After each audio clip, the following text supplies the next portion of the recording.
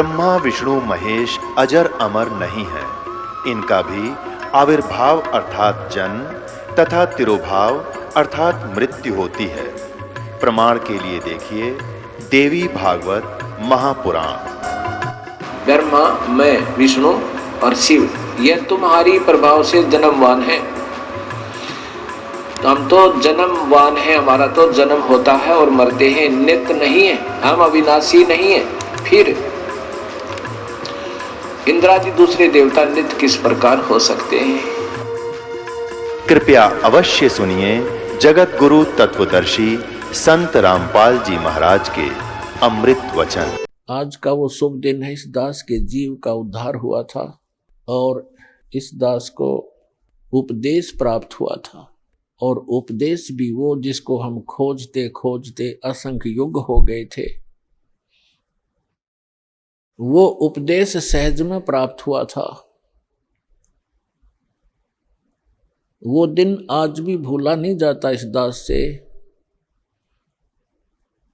यदि हम अंग्रेजी महीनों में गिने तो 17 फरवरी सन 1988 का वो शुभ दिन, और वैसे फाल्गुन अमावस्या थी जो आज फाल्गुन अमावस्या है, ये शुभ दिन। और इस समागम के अंदर एक दो विशेषताएं हैं।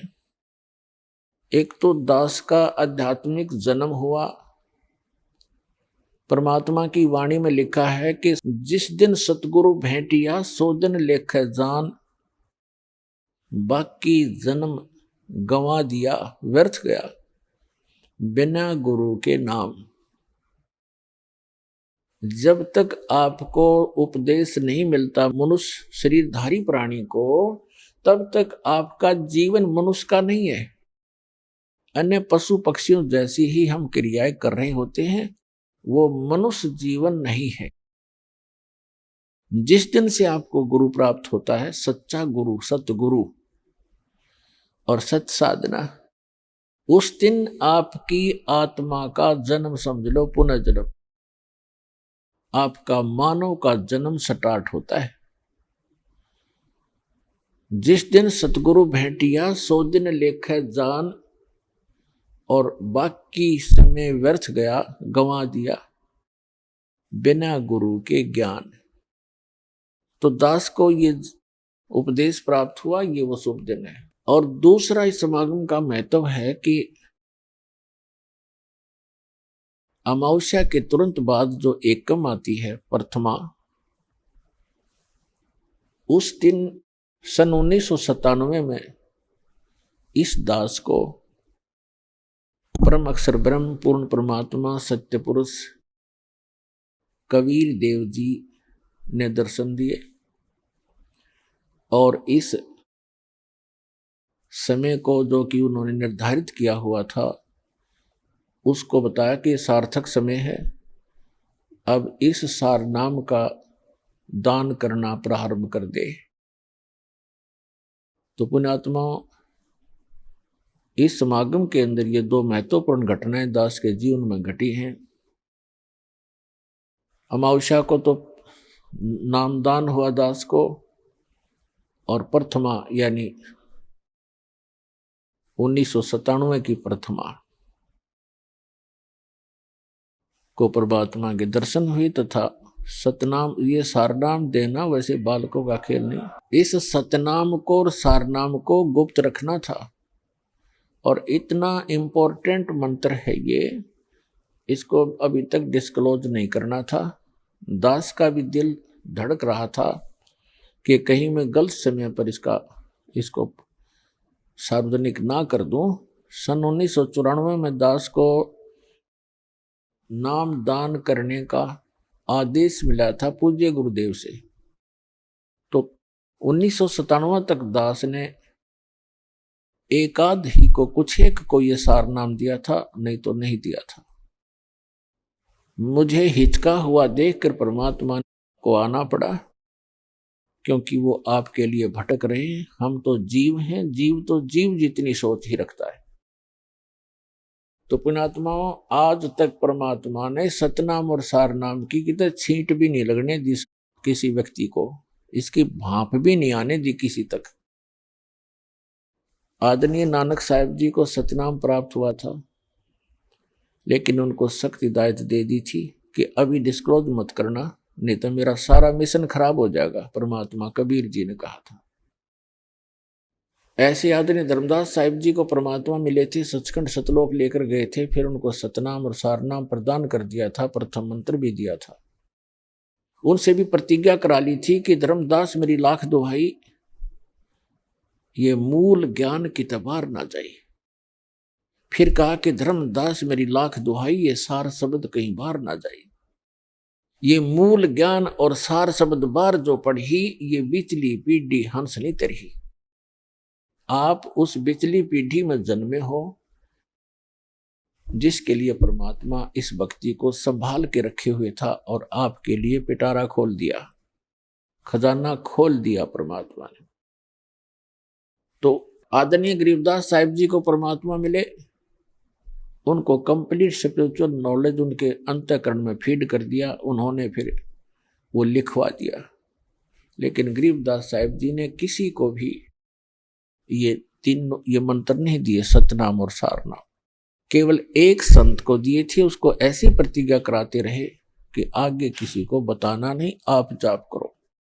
केवल एक भक्त को एक संत को बताना है, उत्तराधिकारी आपका। तो वो परंपरा चलती चलती मेरे पूज्य गुरुदेव जी के पास आई, उनसे आगे इस दास को प्राप्त हुई, जो आज परमात्मा ने इस बीज को बखेर दिया और पूरे विश्व को ये नाम अब देने का आदेश है।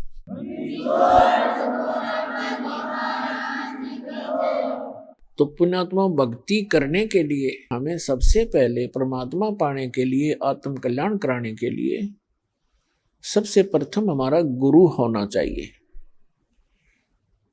परमात्मा कहते हैं, गुरु बिन माला फेरते, गुरु बिन देते दान, गुरु बिन दोनों निष्फल हैं, चाहे पूछो वेद पुराण। पूर्ण संत के बिना, सतगुरु के बिना यदि आप जी नाम जाप भी करते हैं और कोई दान धर्म भी करते हैं, वो आपका व्यर्थ है। फिर उदाहरण देते हैं कि राम कृष्ण से कौन बड़ो, उन्हों भी गुरु कीन, और तीन लोग के वे धनी, गुरु आगे अधीन। परमात्मा हमें याद दिलाते हैं कि गुरु के बिना यदि कोई साधना करता है वो व्यर्थ है, दान धर्म करता है वो भी व्यर्थ है।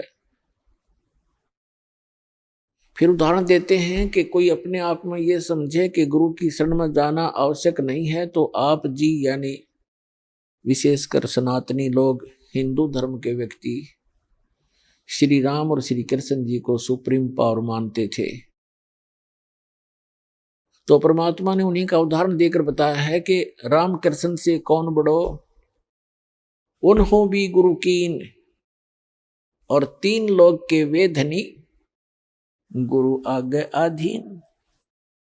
श्री राम और श्री कृष्ण जी ने भी गुरु धारण किए। तो आप अपनी सतीथि से परिचित हो जाना कि आपका कैसे गुजारा होगा, आपका निर्वाह कैसे होगा बगैर भक्ति, बिना गुरु बनाए और भक्ति किए।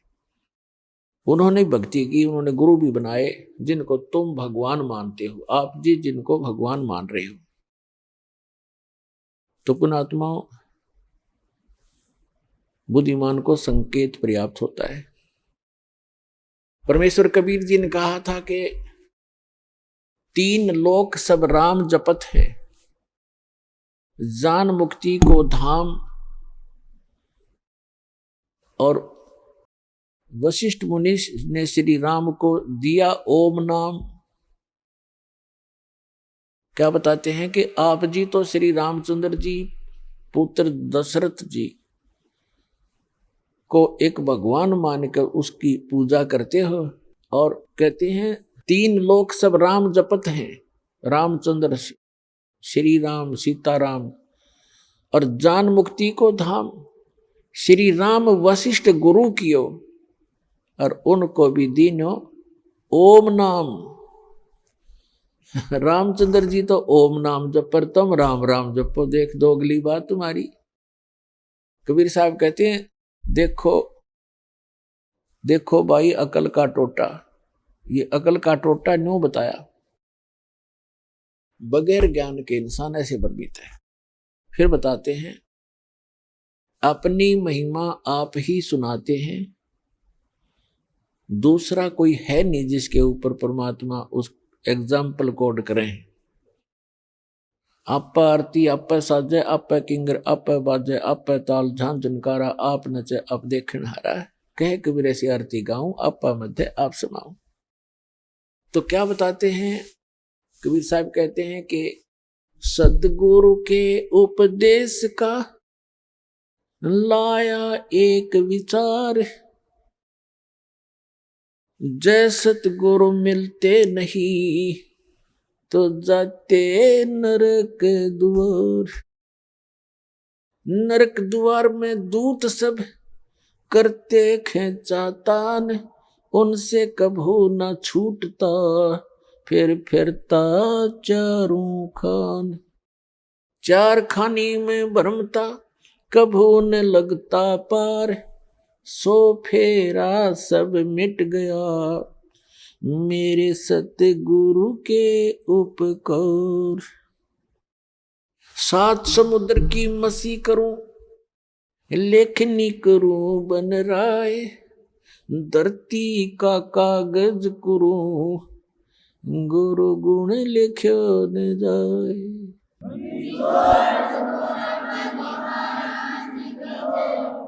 पुण्यात्माओं, आप बालक हो, बच्चे हो, बिल्कुल नादान बालक, जो ये भी नहीं जानता कि मैं जिस गड्ढे में गिरने जा रहा हूं ये मेरी मृत्यु का कारण बन सकता है।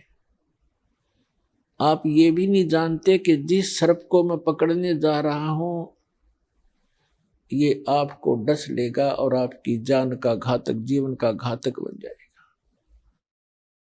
आप इतने अबोध हैं, आप ये नहीं जानते हो कि जो बिजली का तार नीचे टूट कर गिरा हुआ है, स्पार्किंग कर रहा है, लूज हो रहा है, उसको आतिशबाजी जानकर वो बालक नादान पकड़ने की चेष्टा करता है और मृत्यु को प्राप्त हो जाता है। तो पुण्यात्माओं, आप जी को जब इस गंदे लोक का ज्ञान होगा, आप जहां रह रहे हो, आप जिस माया रूपी सर्प को पकड़ने के लिए सारा जीवन बर्बाद कर देते हो, ये माया रूपी सर्प आपको खा जाएगा। लेकिन परमात्मा की शरण में आने के बाद आपको ये सर्प मिलेगा, लेकिन इसके दांत निकाल दिए जाएंगे। ये परमात्मा आपको 1 नंबर से धन देगा, क्योंकि फिर ये आपको डसेगा नहीं। 2 नंबर से कमाया हुआ धन आपके लिए सर्प बन जाता है, और 1 नंबर से कमाया हुआ और दान धर्म के द्वारा प्रतिफल से प्राप्त किया हुआ धन, उस माया के फिर दांत निकाल दिए जाते हैं, वो डसती नहीं। तो आपको ऐसे तरीके से धनी बनाया जाएगा, फिर इस माया से परिचित कराया जाएगा कि सर्व सोने की लंका थी वह रावण से रणधीरम, एक पलक में राज बिराजी जम के पड़े जंजीरम। इस माया ने के चाटांगे जोड़ जोड़ के दर भी दी, यहाँ पर हम चले गए, पाछे में हमारी सी निकम्मी संतान पैदा हो जा, वो पाप कर्म तो हमारे पल्ले लिखे गए और फूकेंगे वो बाद वाले। बच्चे की किस्मत वो साथ लिखा कर लाता है, उसको उतना ही मिलेगा। यदि इस परमात्मा की शरण में उसको जोड़ दिया तो वो जो उसको आवश्यक होगा वो सारा मिलेगा। हमने इस उद्देश्य से अपने कर्म नहीं बिगाड़ने चाहिए कि अपने बेटे बेटियों को धनी बनाऊं, मैं चाहे नरक में जाऊं। इसको कहते हैं आप स्पार्किंग वाले तार को पकड़ने जा रहे होते हो, पकड़ रहे होते हो। अब क्या बताया है कि आप इतने बालक हो, परमात्मा ने इन 3-4 अमृतवाणी में क्या बताया है कि जिस परमात्मा स्वरूप संत, परमात्मा के कृपा पात्र उस सतगुरु से जो उपदेश मिल जाता है, फिर आपको ये बातें याद आवेंगी कि हे परमात्मा, जब कितना कहर हमारे ऊपर टूट पड़ता यदि ये नाम ना मिलता। परमात्मा कहते हैं कि सतगुरु के उपदेश का लाया एक विचार, और जय सतगुरु मिलते नहीं जाते नरक द्वार। ओए होए,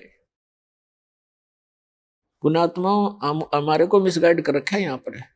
भक्तिहीन तत्व ज्ञानहीन संतों ने, संत के रूप में इन अज्ञानियों ने, कोई तो कहता कहीं स्वर्ग नहीं, कोई नरक नहीं, कोई कहता सतलोक में चेतन ही प्रकाश है, प्रकाश ही प्रकाश है, उसमें आत्मा से लीन हो जाती है जैसे बूंद समंदर में। इनको कहते हैं नीम हकीम खतराए जान, little knowledge is the dangerous thing. अब क्या बताया परमात्मा ने कि यहां सब जो बोले गए शब्द हैं, शब्द स्वर्ग भी है, शब्द नरक भी है, शब्द संसारिक दुख सुख अलग हैं। तो ये अज्ञानी लोग कहते हैं कि यही स्वर्ग है, यही नरक है। जो यहाँ दुखी है वो नरक भोग रहा है, सुखी है वो स्वर्ग भोग रहा है। नहीं, ये तो बालकों के मन गढ़ंत चुटकले होते हैं, कहानियां होती हैं।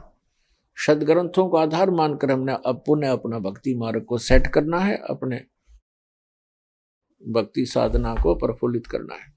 तो क्या बताते हैं कि सतगुरु के उपदेश का लाया एक विचार, यदि सतगुरु मिलते नहीं जाते नरक द्वार, नरक द्वार में दूत सब करते खेचा ताण, उनसे कबू ना छूटता फिरता चारों खान। जैसे नरक में जब डाला जाता है इन प्राणियों को, उस समय उसके भयंकर दुख को देखकर, उसकी षड्हांत को देखकर वो वापस भागते हैं, क्योंकि लाखों की संख्या में ठोके जाते हैं उसमें, और वो वापस भागते हैं। पीछे यम के दूत बड़े बड़े भाले, छुर्रे, तलवार, मुगदर, ये गदा लिए खड़े होते हैं। जो वापस भागता उसके सिर में मारते। सूक्ष्म शरीर में प्राणी मरता नहीं, पर दर्द दूना होता है। उनको ऐसे ठोका जाता जैसे पशु को फाटक में रोका करते हैं, लठ मार मार के, और फिर उसमें पटक देते हैं। तो वहां परमात्मा बताते हैं कि नरक द्वार में दूत सब वहां करते खेचा ताण, उनसे कदे नहीं छूटता, और फिर फिरता चारों खान। फिर उससे निकलकर स्वर्ग नरक का जो समय भोग कर फिर बाहर आता तो 84 लाख प्रकार के इन प्राणियों के शरीरों में कुत्ते, गधे, सूअर, गंदी नाली के कीड़े, पशु पक्षी, जलचर, ये कष्ट और भोगने पड़ते हैं। और इस परमात्मा के सच्चे नाम से, सतगुरु की शरण में आने से ये सारे दुख बाईपास निकल गया आपके। अब विचार करके देखना पुण्यात्मा, अभी तो आपने पता नहीं इस अध्यात्म ज्ञान का, आपने लोक वेद सुना है, दंत कथाएं सुनी है, फिर मानव शरीर में जिसको जरा सा थोड़ा सा सुख है उसने भगवान की हो सकता ही नहीं। और जब कैर टूट जाते हैं फिर भगवान की खोज शुरू होती है, तो ये नकली संतान की कमी नहीं, इनको ब्रान माटी कर देता है, करवा देता है ये काल। लुटपेट कर आखिर में ये नास्तिक हो जाते हैं या मृत्यु को प्राप्त हो जाते हैं। दो ही ऑप्शन छोड़ता है। अब आपको परमात्मा मिले हैं, आपके अपने पिता मिले हैं। माता पिता कभी अपने बच्चे को दुख नहीं देगा, चाहे आप कितना दुखी हो ले। तो आपको वो परमात्मा अब मिले हैं, वो पिता मिले हैं आपके। आप इसकी मर्यादा में रहना और इस जहाज से उतर मत जाना, फिर आप देखना आपको कैसे सुख देगा। क्या बताते हैं कि मानत नामन मोरा साधो, मानत नामन मोरा रे, बार बार मैं ये समझाऊं जग में जीवन थोड़ा रे। फिर क्या बताते हैं, कहते हैं शरण पड़े को गुरु संभाले, शरण पड़े को गुरु संभाले, जान का बालक भोला रे। कह कबीर तुम चरण चित राखो, ज्यों सुई में डोरा रे। अब देखो परमात्मा कहते हैं कि आपको भगवान, यानी इस दास का तो, एक दास को तो निमित्त बना रखा है, सारा का सारा कार्य वो कबीर भगवान कर रहे हैं, आपका पिताजी। उसको कैसा करेगा, उसके लिए उन्होंने बताया है कि जैसे ये दास एक उस परमात्मा का चलता फिरता एक पावर हाउस है, लेकिन मेन पावर हाउस तो वो खुद है मालिक, वो थर्मल प्लांट है जहां से बिजली बनती भी है और आपको हमें प्राप्त भी हो रही है। इससे आपको आगे कनेक्शन मिल गए। जैसे आप कोई मोबाइल कनेक्शन ले लेते हो, कोई तार नहीं, कोई कनेक्शन जोड़ा दिखता नहीं और सारा काम कर रहा है, और जिस दिन आप उसका बिल नहीं भरोगे तो कनेक्शन ऑटोमेटिक वहीं से कट जाएगा, आपको बताने की जरूरत नहीं पड़ेगी। तो इस प्रकार ये दास एक चलता फिरता परमात्मा की पावर का एक छोटा वो समझ लो पावर हाउस, और इससे जिसको कनेक्शन मिलेगा उसके घर में वो पावर आएगी, उस परम पिता की 3 फेस की। और इसकी जो मर्यादा में रहना और इसका टैक्स आप भरते रहना, यानी आपकी मजदूरी करते रहना, दान धर्म करते रहना, या नाम की मजदूरी, राम नाम की कमाई करते रहना, तो आपका कनेक्शन ठीक रहेगा तो पावर आपके घर पे आपका काम करती रहेगी। और जो पावर से काम होता वो मैनुअली नहीं हो सकता। जैसे पशुओं का चारा काटा करते हाथ से, ऐसे मशीन थी, अब भी है गांव में गरीबों के पास, तो वो हाथ वाला काम तो मैनुअल जितना ही होता है। जब उसमें लगा दी मोटर और पावर का कनेक्शन मिल गया, कट कट कट कट 1 घंटे में ढेर लगा देती है। आटा पीसा करते हाथ से, वो मैनुअल 2 घंटा में जाकर 2 किलो पिसा करता, करीब 2 घंटा में ठोक दे, पीट दे 10 क्विंटल आटे को, और हाथ नहीं लगाना, कोई प्रयत्न नहीं, मेहनत नहीं। तो परमात्मा की पावर से जो आपके संसारी कार्य होंगे ऐसे अनोखे से होंगे। आपको अभी तक पावर का कनेक्शन नहीं मिला था, उन नकली पावर हाउसों से तुम कनेक्शन लिए बैठे थे, जो कीकर के लटका तार बांध रहे थे अपने, और कहे थे पावर हाउस जितने भी संत और महंत और आचार्य और शंकराचार्य। तो सौभाग्य आपका कि आपको उस पावर का कनेक्शन मिल गया। फिर इस पावर के काम देखियो आप, ठीक है, ये अदृश्य कार्य होते हैं। इस यहाँ की भौतिक पावर का हमने अलग से दिखाई देता, पर ये भी कुछ दिन में आपने न्यारा दिखाई देगा। आप कल्पना भी नहीं कर सकोगे, ऐसे सुख देगा आपको। और आप किसी को बताओगे, आपको शर्म आओगी कि गंदे नाटेगा और मन झूठा बनाओगा, एक झूठ बोल रहा है, और आपका कलजा फटन न हो रहा होगा, किसने बताऊं।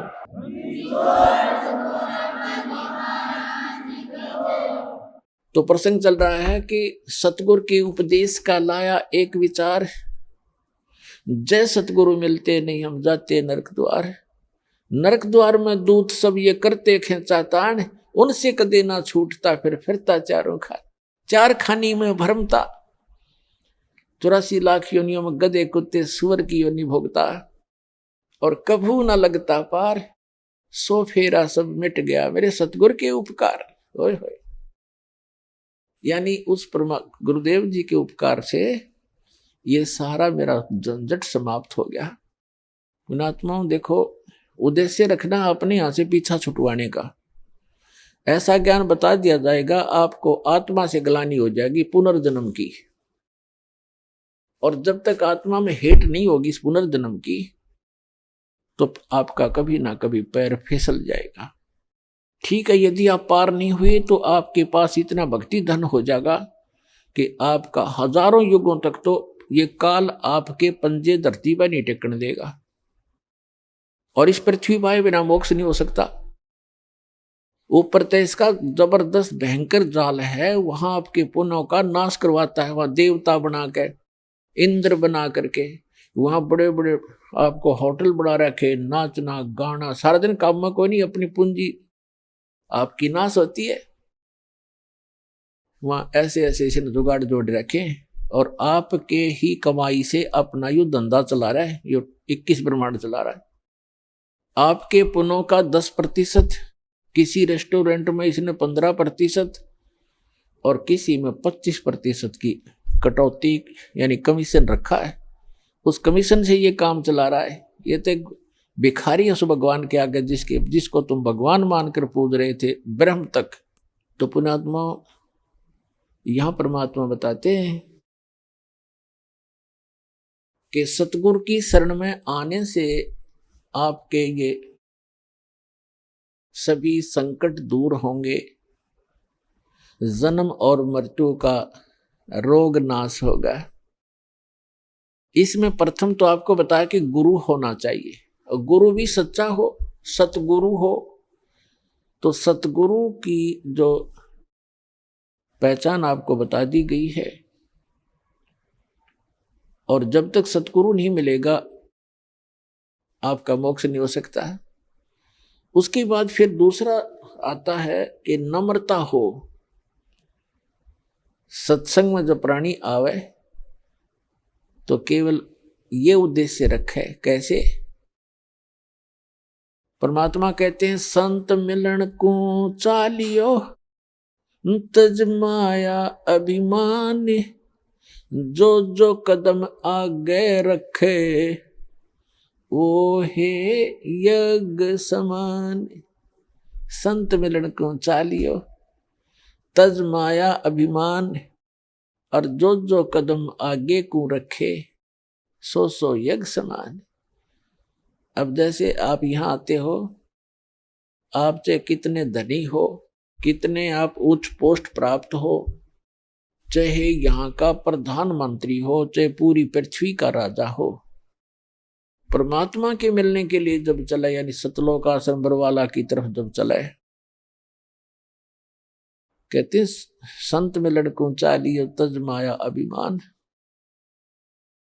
और जो जो कदम आगे को रखोगे फिर माया अभिमान से लैस होकर के, रहित होकर के, एक आत्म रूप में, एक दास रूप में आप इधर को प्रस्थान करोगे। आपके एक कदम के रखने की कितनी वैल्यू बताई है, कितना पुण्य होगा आपको। एक अश्वमेघ यज्ञ के तुल्य आपको एक कदम का पुण्य होगा। चाहे आप गाड़ी में आते हो, चाहे अपनी किसी मोटरसाइकिल कार में आते हो, चाहे बसों से आते हो, ये सारे कदम हैं। जैसे किलोमीटर होते हैं तो संतों ने इसको कदमों में मापा है कि वहां से यहां तक जितने भी आपके कदम रखे गए, जितने कदम बने, उतने ही यज्ञों का पुण्य मिलेगा यदि आप इस भाव से सत्संग के अंदर आओगे। जैसे रोगी होता है, रोगी को यह पता लग जाता है कि दीर्घ रोग है, और यहाँ के लोकल हॉस्पिटल के डॉक्टरों ने मना कर दिया है कि आप जाइए ऑल इंडिया इंस्टीट्यूट दिल्ली में। तो वहां जब ये डायरेक्शन मिलकर इंसान जाता है तो वहां चाहे प्रधानमंत्री हो और चाहे कोई फैक्ट्री मालिक हो, कितना उच्च पोस्ट प्राप्त व्यक्ति हो, उस समय उसको अपनी जान दिखाई देती है, अपनी पोस्ट पद दिखाई नहीं देता।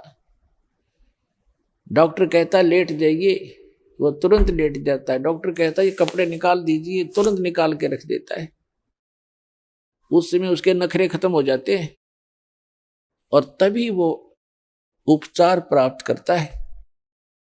जब तक डॉक्टर के आज्ञा का पालन करता रहे, चाहे कुछ भी कहे वैसे ही, जहां लेटने को कहे वहीं लेटना पड़ेगा, जहां बैठने को कहेगा वह बैठना पड़ेगा, और कहेगा मुंह खोल, सांस तेज ले, वो सारा कुछ करना पड़ेगा, तो तभी वो अपना उपचार करवा पाएगा।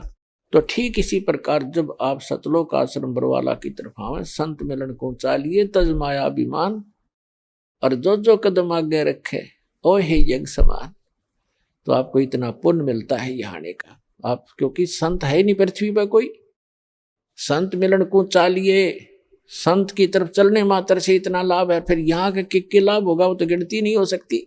अब जब तक अभिमान है ये प्राणी उभर नहीं सकता। एक नित्यानंद नाम के संत हुए हैं, वैसे वो ब्राह्मण जाति में जन्मे थे, लगभग 250 वर्ष पूर्व की बात है। उनका घर का नाम था श्री नंदलाल, नंदलाल नाम था उनका। उनके माता पिता बचपन से ही मर गए थे, मृत्यु को प्राप्त हो गए थे। उनका पालन पोषण नाना नानी के घर हुआ था। उनके नाना जी जो थे, नंदलाल जी के नाना जी नारनौल के नवाब के यहाँ एक उच्च पोस्ट प्राप्त थे। और जब ये नंदलाल जी युवा हुए, ब्राह्मण कुल में थे ये, तो इनको भी वहां एक तहसीलदार की पोस्ट पर नियुक्त करवा दिया। नंदलाल जी तहसीलदार थे, घोड़ा इनको प्राप्त था, बन ठन कर चलते थे। उसमें जो तहसीलदार की वैल्यू जनता में होती थी, इज्जत होती थी, आज के तो मेरे ख्याल में मंत्री की भी ना होगी। नंदलाल जी का विवाह हो गया था, संतान प्राप्ति अभी हुई नहीं थी। अब कहते हैं न जाने कब भाग्य उदय हो जाता है प्राणी का। एक दिन नंदलाल जी अपने महल के, अपने मकान के छत पर, गर्मियों के समय में छत पर टहल रहा था। रात्रि में नींद आई नहीं और उसने क्या देखा कि कहीं थोड़ी सी दूरी पर रात्रि के समय किसी के घर पे कोई संत आए हुए हैं और परमात्मा की कथा सुना रहे हैं, सत्संग कर रहे हैं। अपने आत्माओं पिछले जब से होते हैं पूर्ण हंस मुराद, ये पिछले संस्कार होते हैं जो आदमी परमात्मा की तरफ आत्मा आकर्षित होती है। उसने सारी रात सत्संग सुना, नींद और खत्म होगी।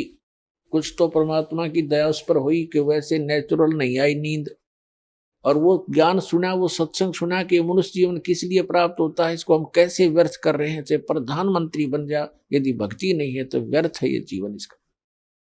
अगम निगम को खोज ले बुद्धि विवेक विचार, उदय अस्त का राज मिले तो बिन नाम बेगार। सत्संग के अंदर ये ज्ञान कराया जाता है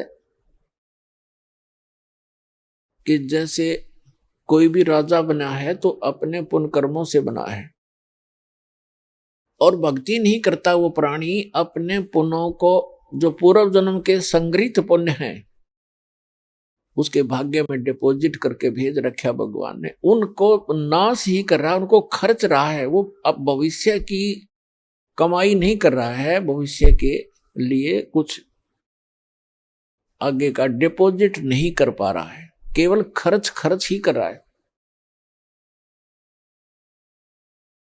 परमात्मा क्या बताते हैं, अगम निगम को खोज ले बुद्धि विवेक विचार, उदय अस्त का राज मिले तो बिन नाम बेगार। पुराने समय की बात है, अब बातें याद आती है वो पिछली कथाएं। एक 3 व्हीलर वाला था, बड़ा 3 व्हीलर जो पहले पेट्रोल के चले थे। उस 3 व्हीलर हमारे गांव से, और लाखन माजरा गांव है, वहां तक 3 व्हीलर चला करते थे 2। उनमें से एक नहीं आया। एक दिन दूसरे ने पूछा कि कल क्या कारण हुआ, पहुंचे नहीं। तो उस 3 व्हीलर वाले ने बताया कि कल मैं बेगार में फंस गया था। बेगार क्या होती थी कि पहले पुलिस वालों के पास ये मोटर गाड़ियां नहीं होती थी। वो किसी भी जीप वाले को या किसी टेम्पू वाले को, उस 3 व्हीलर वाले को या 4 व्हीलर वाले को सुबह कैच कर लेते थे, सामने खड़ा कर लेते थे थाने का आगे। कहीं रेड मारनी हो, किसी प्रकार की कोई भी उन्होंने कहीं जाना होता था क्षेत्र में, तो वो उन्होंने पकड़ लिया पुलिस वालों ने, और सारा दिन उसको टिकन नहीं दिया। को 20 गांवों के अंदर उन्हें पहुंचे, इधर उधर गए। तेल भी उसने अपनी जेब से डलवाया, और सारा दिन मनमाने 200 से 300 किलोमीटर का क्षेत्र तय कर दिया।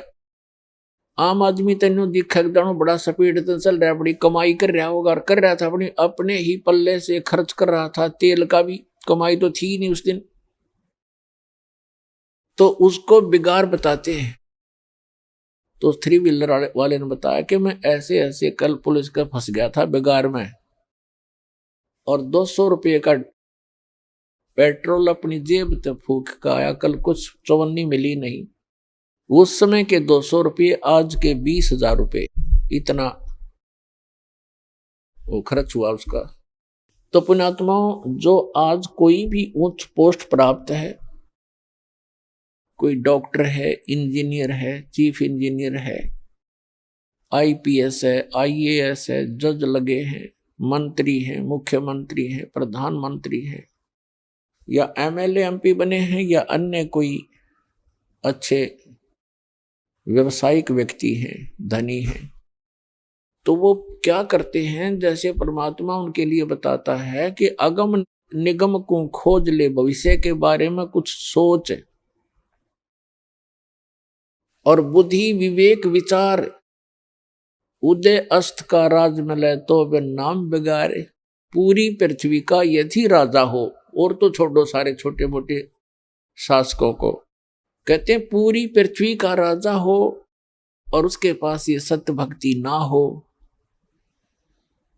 अब उसकी चहल पहल न देखे तो आदमी ने सोचा इस जैसा सुखी नहीं रही तो बड़ा ठाठ कर रहा है, और ठाठ तो कर रहा है लेकिन अपने जीवन को 12 बाट कर रहा है, पिछले जन्म के पुण्यों को अपने ही पल्ले से खर्च कर रहा हो राजा और चक्रवर्ती राजा बनकर, और भविष्य की कमाई उसकी बन नहीं रही क्योंकि वो बेगार कर रहा है। बेगार तो बेगार वाले की इनकम नहीं होती पर स्पीड पूरी होती है। एक छोटी सी स्टेट के चीफ मिनिस्टर का शेड्यूल पूछ लो दिन का कितना का होता है, 6 तो मीटिंग अटेंड करेगा, फिर कोई एमएलए भागने को हो रहा है उसकी चिंता में टेंशन में फोन पर फोन करेगा, और फिर इसी व्यवस्था में अपना सारा पूर्व जन्म के पुण्यों को नाश करके और हाथ झाड़ के चला जाता है। परमात्मा बताते हैं कि क्या मांगू कुछ थिर ना रहाई, और देखत नैन चला जग जाई, 1 लख पूत 1.25 लाख नाती, उस रावण के दीवान बाती। और कहते हैं कहे कबीर अंत की बारी, जैसे हाथ झाड़ कर चला जुआरी। ये प्राणी ऐसे जाता है जो सतभक्ति नहीं करता, केवल इस राजपाट या इस संसार के झूठे ठाठ को ही संग्रहित करने में लगा रहता है, जैसे जुए में हारा हुआ जुआरी हाथ मसलता जाता है, खाली हाथ जाता है, रोता पीटता जाता है। तो परमात्मा कहते हैं कहे कबीर अंत की बारी, जैसे हाथ झाड़ के चला जुआरी, ऐसे जाओगे सतभक्ति नहीं करते तो। अब नित्यानंद जी अपने मकान की छत के ऊपर ये सब ज्ञान सुनकर विचलित हो गया, इतना प्रभावित हो गया, तड़फ उठी आत्मा कि क्या कर रहा हूं मैं, और करना क्या चाहिए था। कुछ ब्राह्मण घर में जन्म, ब्राह्मण लोग परमात्मा को अवश्य याद करते थे, चाहे गीता के माध्यम से, चाहे श्री कृष्ण जी के रूप में, लेकिन पोस्ट प्राप्त होने के बाद इस जीव में अभिमान हो जाता है। आज से लगभग 250 वर्ष पहले ब्राह्मणों की एक बहुत विशेष रिस्पेक्ट होती थी समाज के अंदर, और ये सर्वोच्च कास्ट मानी जाती थी। इस कारण से भी अभिमान एक ब्राह्मण के घर जन्मे व्यक्ति में स्वाभाविक हो जाता था कि मैं ब्राह्मण घर में जन्मा हूं, ब्राह्मण कुल में जन्म है। दूसरे फिर वो तहसीलदार की पोस्ट, अब ये 2 जबरदस्त बाधा उसके साथ अड़गी। एक तो ये कि हम तो जगत के गुरु ब्राह्मण, और एक सिंपल संत कहीं बैठकर कोई ज्ञान सुना रहा है और बता रहा है कि गुरु बिन माला फेरते, गुरु बिन देते दान, गुरु बिन दोनों निष्फल हैं, चाहे पूछो वेद पुराण। रामकृष्ण से कौन बड़ो उन्हों भी गुरु कीन, 3 लोग के वे धनी गुरु आज्ञा थी। उधर से ये बातें कसोट रही उसको कि गुरु के बिना बात नहीं बने, और उधर से वो कह रहा कि मैं तहसीलदार और ब्राह्मण, और कैसे जाके एक संत के सामने, सिंपल मैन के सामने अपना शीश निवाऊं, जाके कैसे नतमस्तक होऊंगा, नहीं जाऊंगा। फिर वो बातें याद आती है कि कबीर हरि के नाम बिना ये राजा रसब हो, माटी लदे कुमार के, और घास ना नहीं रह कोई। परमात्मा की वो बातें याद आती, सत्संग के वचन के भक्ति नहीं करी तो जीवन नाश हो गया। और गुरु बनाने जाता है तो कुल के लोग क्या कहेंगे, ऊपर से तहसीलदार, और कैसे शीश निवाऊं जाके। अंत में पुण्यों की विजय हुई, पाप की हार हुई।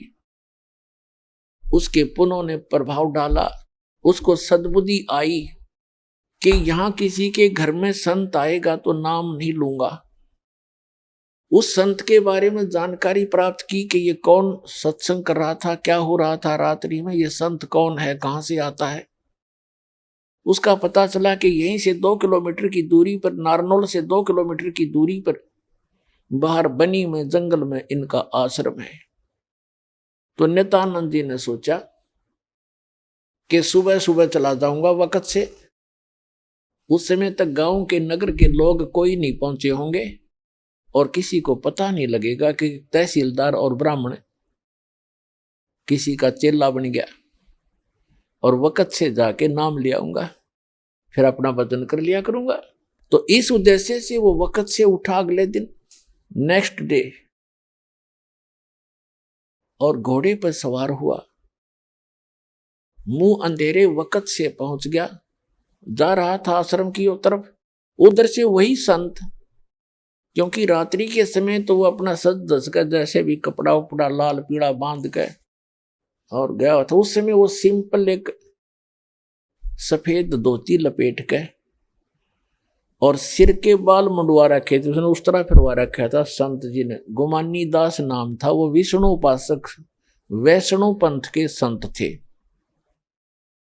और उस समय ये सोन को सोन गणे मान्या करते ब्राह्मण लोग खास कर। अब वो ये सोचकर चला था कि आज मैं अपने मेरा जीवन सफल करने जा रहा हूं, जैसा कि उसने सत्संग में सारे पहलुओं पर ज्ञान सुना था। आज मैं एक अनमोल काम करने जा रहा हूं अपने जीवन का। और सामने से क्या देखा कि एक कचकोला कति कोरा उस तरह फिरवाया आदमी आवे। तो उसने अपने मन में जोड़ जुगाड़ किया कि देख ये कैसा मनुष्य व्यक्ति सुबह सुबह टकराया मुझे, मूंड मंडवा रखा इसका। क्योंकि मूंड तकरीबन ऐसे मंडवाते थे जिसका कोई मृत्यु हो जाती, उसको अपशकुन माना करते। तो फिर उसने सोचा भी वापस तो मुड़ूंगा नहीं, बार बार दाव लगे नहीं। तो उसने अपने ही सोच से क्या सोचा कि चल इस सोन के अपना कुछ जंतर मंत्र सोचा। उसने क्या सोचा, घोड़े के निकट जब वो व्यक्ति आया, शीश मुंडवा रखा था जिसने, मूंड मुंडा रखे थे, बाल कटवा रखे थे, उस तरह फिरवा रखा था। उसके निकट घोड़ा रोक के और सिर में मारे, ऐसे आंगली टोले मारा, टोले बोला रे नो टोले मारे ने, बोला मनुष्य तने आज जाना था मेरे आगे, मैं तो एक बहुत जरूरी काम में जा रहा था, तू कहाँ मर रहा सामने। अब वो संत उसके मुंह की तरफ देखा कि दिखे था सज्जन आदमी, और यू करे मेरे गिल बकवाद के करा इसने, बता शर्म टोले मारे मेरा। अब क्या बोला भाई, संतों के साथ तो 1-2 रोज खसनिए आया करें जंगल में। वो संत उसकी तरफ देख कर चलता पड़ा। अब वो पहुंच गया डेरे में। वहां 1-2 चेले रहते थे, उन्होंने देखा भी कोई अच्छा अफसर आ गया। घोड़े पर तो अफसर का ही आना होता है। वो नीचे उतरा, घोड़ा वृक्ष से बांध कर पूछा कि भी महाराज जी कहाँ हैं। उन भक्तों ने कहा जी आ जाओ बैठो। वहां बिछा दिया जैसा भी बिछोना होता है आश्रम के अंदर। अभी आने वाले हैं, घूमने फिरने, स्नान करके घूम फिर के आएंगे। अच्छा, वो बैठ गया। अब संत जी घूमने गए थे, इस साइड से आगे दूसरी साइड से घूम कर नहा धो के, और वो आकर बैठे, आसन था सामने, और सामने वो बैठा नित्यानंद कति। अब उनकी हुई आंख 4 दोनों की। संत ने देखा कि तो घोड़े वाला वो ही है भाई जो मेरा टोले मार के गया था सिर में। अब नित्यानंद जी ने देखा कि तो महात्मा था वही जिसको मैंने रास्ते में छेड़ दिया था। अब नित्यानंद जी की शर्मिंदा हो गया, नीचे न गर्दन होगी, ऊपर ने नाड़ करी नहीं, क्योंकि पुण्यात्मा थे। शर्मिंदा घना लज्जा गे और नीचे गर्दन कर ली नू और चरणों में गिर गए। तो संत जी कहने लगे कि भाई देखो बच्चों, यदि कोई एक घड़ा लेने जाता है कुम्हार के घर से, मटका, कुम्हार से घड़ा लेने जाता है मटका, तो उसको ऐसे टोले मार मार देखता है खरा है खोटा। तो भाई तुमने गुरुजी को टोले मार के परख लिया, कोई बुरी बात नहीं बेटा। ये सही बात है कि नहीं बाजता?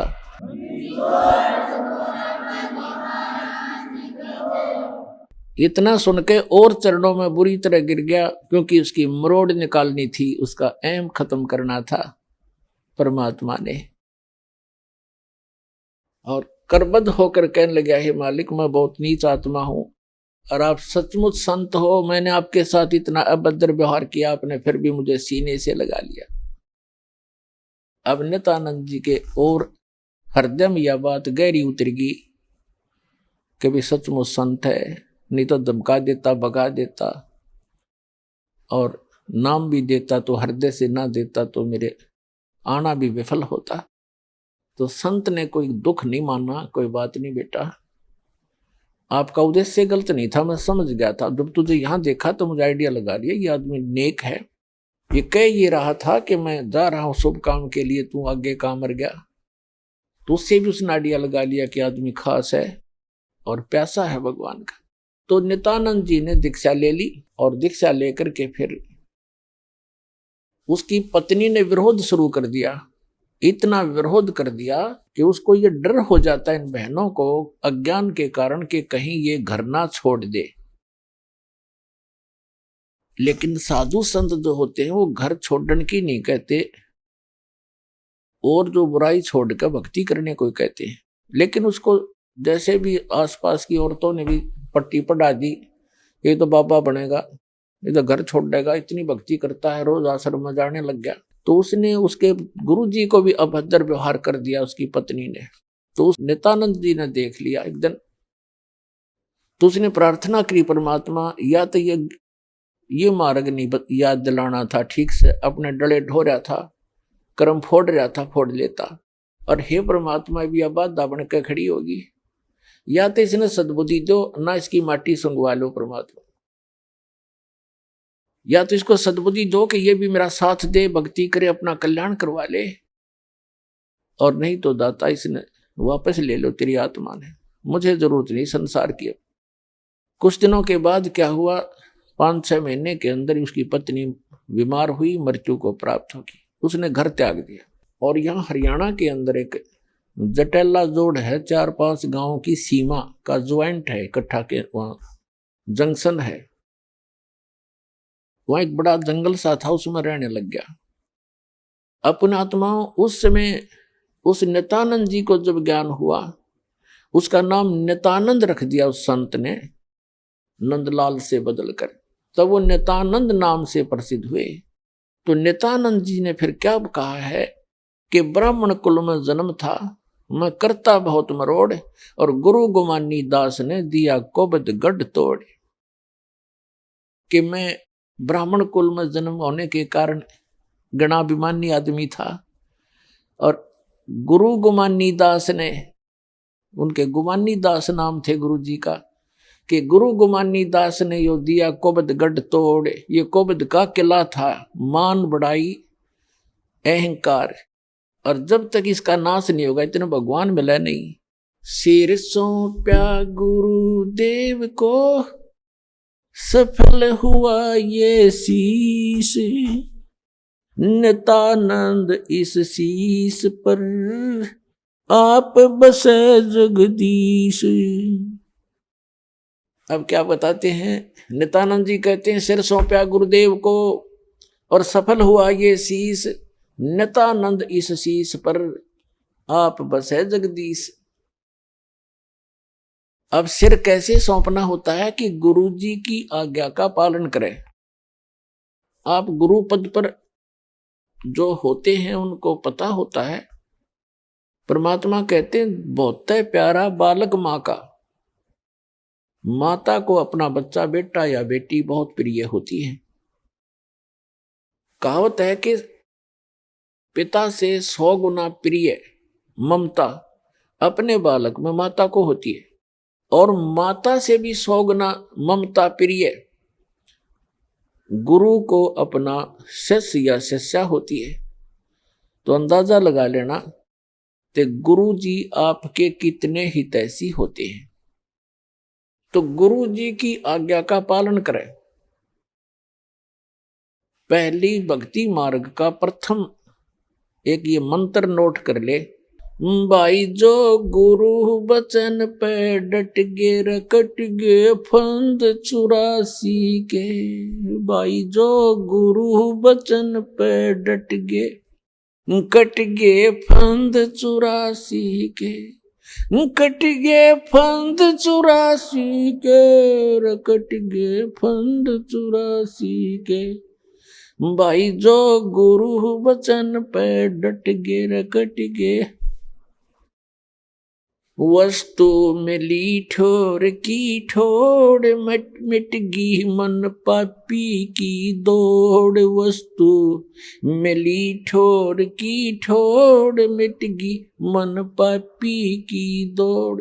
भरम मिटे मथुरा काशी के। भरम मिटे मथुरा काशी के। भाई जो गुरु बचन पे डट गे कट गे फंद 84 के। कट गे फंद 84 के रकट गे।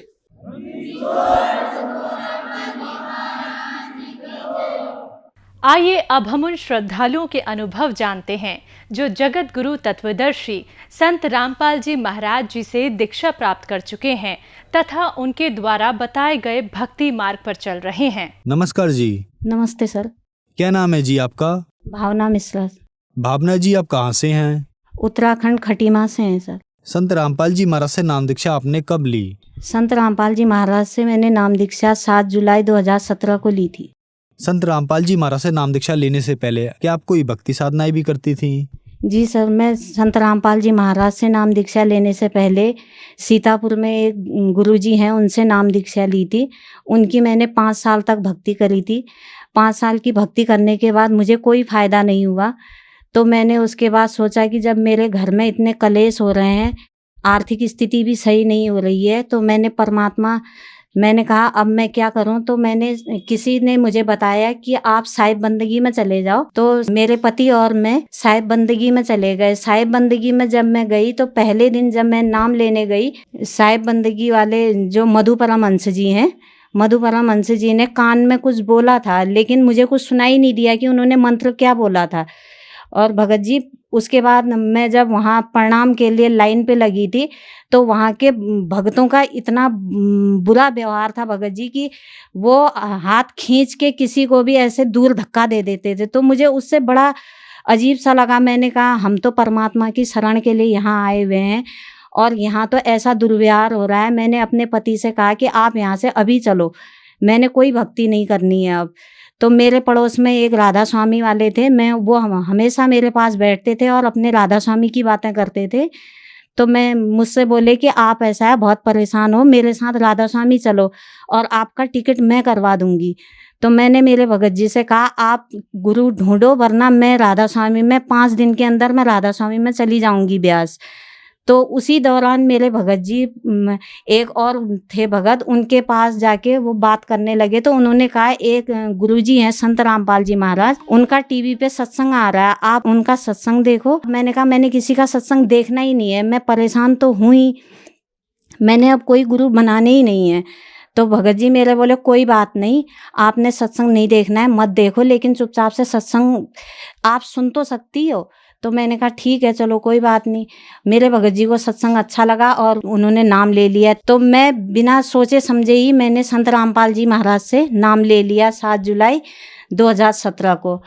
बहन जी, जैसा कि आपने बताया कि आप बहुत ज्यादा दुखी थी, अपने दुखों को लेकर आप मधु परमहंस जी के पास भी गईं और फिर आपने संत रामपाल जी महाराज का सत्संग सुना और संत रामपाल जी महाराज से नाम दीक्षा ली। तो क्या संत रामपाल जी महाराज से नाम दीक्षा लेने के बाद आपको कोई लाभ भी मिले?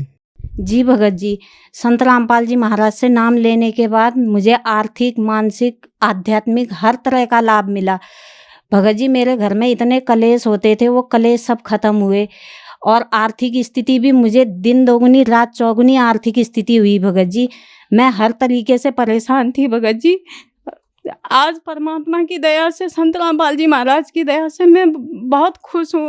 और मेरे लड़के का इसी महीने बहुत बड़ा एक्सीडेंट हुआ था, स्कूल जा रहा था वो, मेरे बेटे का और मेरे भतीजे का एक्सीडेंट हुआ। जब यहाँ से फोन गया भगत जी तो उन्होंने कहा कि आपके बच्चे हॉस्पिटल में हैं तो लोगों ने उनको उठाया नहीं चौराहे से कि ख़त्म हो गए हैं बच्चे।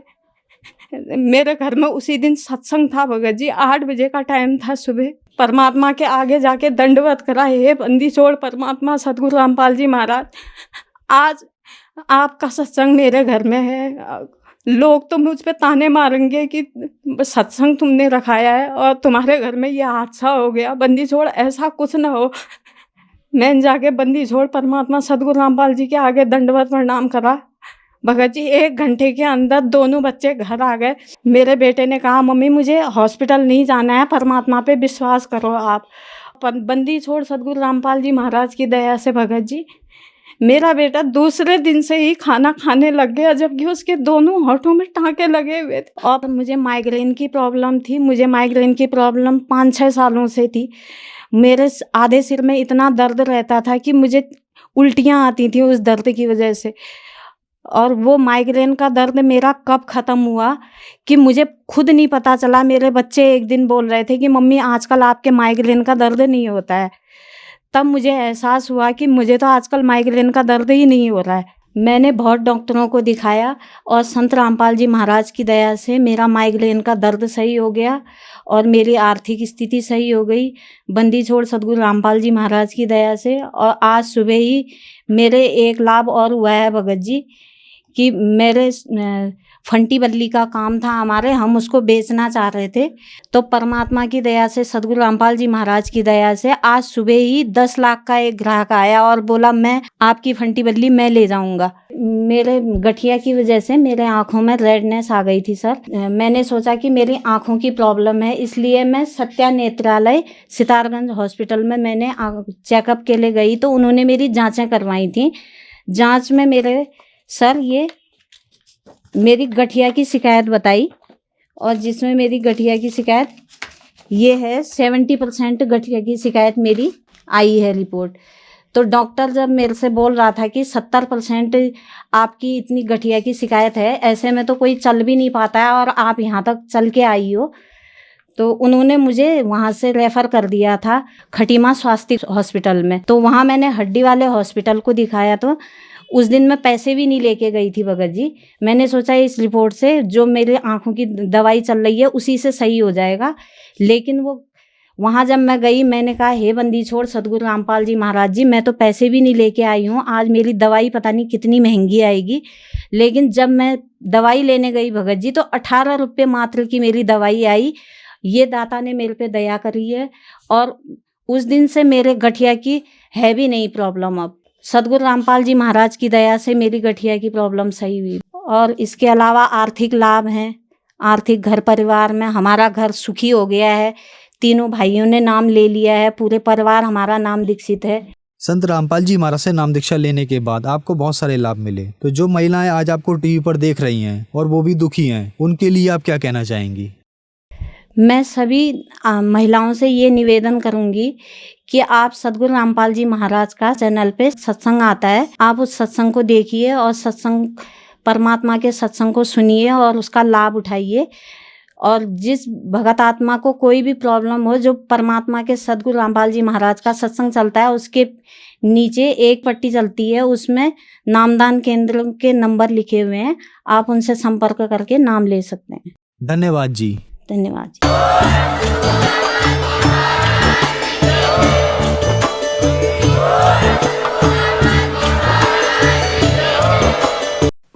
आप सुन रहे थे जगत गुरु तत्वदर्शी संत रामपाल जी महाराज के मंगल प्रवचन।